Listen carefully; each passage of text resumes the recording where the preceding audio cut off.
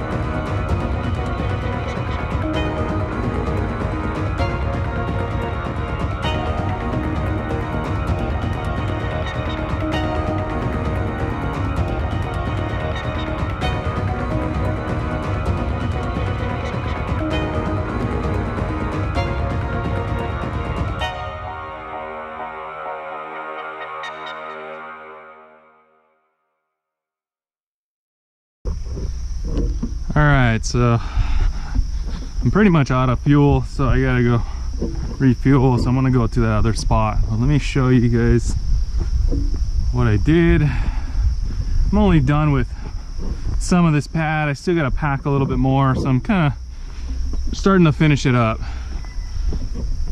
So you can see it packs pretty nice with this material. There's some low spots I gotta fill up along the edge here and right here.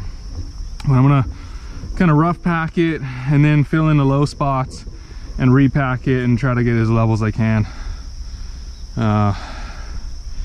Probably plant grass on here. Eventually when I build something, I'll bring gravel up here, so it doesn't have to be completely level.